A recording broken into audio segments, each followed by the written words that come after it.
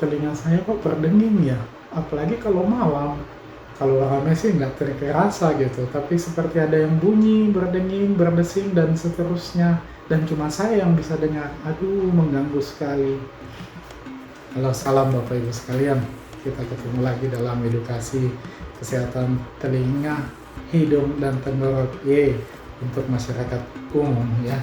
Kali ini yang kita mau bahas adalah masalah yang cukup banyak orang alami atau pasien keluhkan, dan dokter juga banyak menerima keluhan itu, yaitu telinga berdenging, telinga berbunyi, atau istilahnya tinnitus. Apa yang bisa kita hadapi, apa yang bisa kita lakukan dengan kondisi ini, sehingga dengan realistis kita bisa hidup berdampingan dengannya. Mari kita simak ya. Thank you.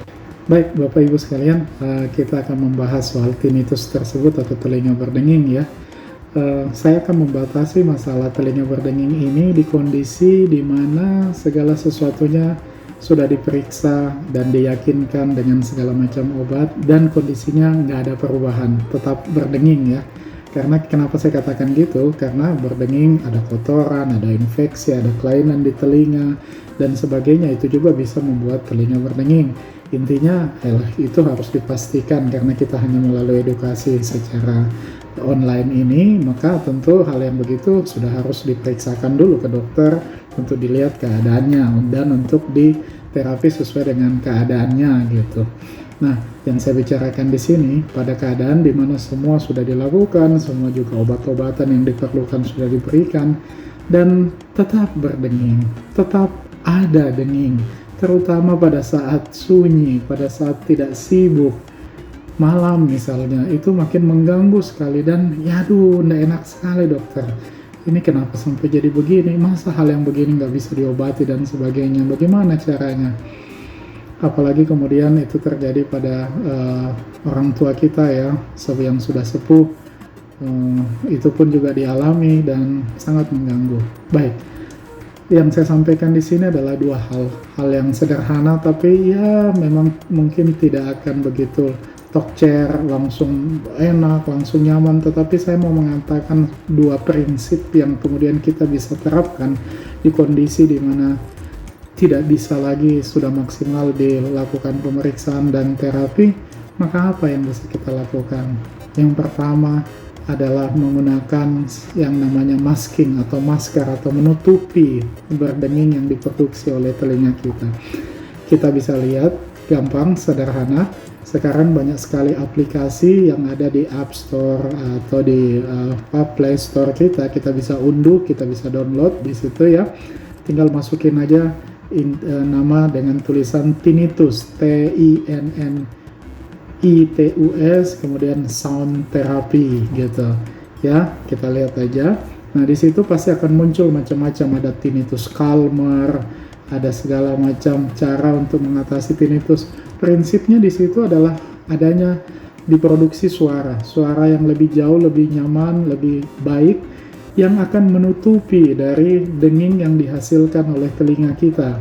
Nah, prinsipnya dengan menutupi itu, sehingga pikiran atau otak kita akan mengambil bukan sensasi yang tidak menyenangkan, yang tidak nyaman karena mendengar tinnitus, denging yang ada di telinga kita, tetapi diberikanlah aplikasi tersebut yang memberikan suara desis, denging hujan, ombak, gerimis hujan, angin, semua yang baik lah, yang nyaman gitu, dengan frekuensi yang menutupi dari denging yang ada di telinga kita, sehingga sensasinya tentu satu menutupi, dua lebih nyaman bagi pikiran dan perasaan kita.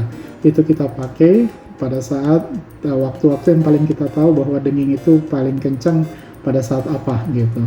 Prinsip ini kurang lebih sama lah dengan misalnya ya, ini analogi saya, yaitu rambut kita menjadi putih di usia yang sudah lanjut, seperti itu. Nah, sebenarnya rambut putih itu tidak akan pernah bisa jadi hitam lagi ya, kecuali kita jadi muda, pok, jadi muda gitu.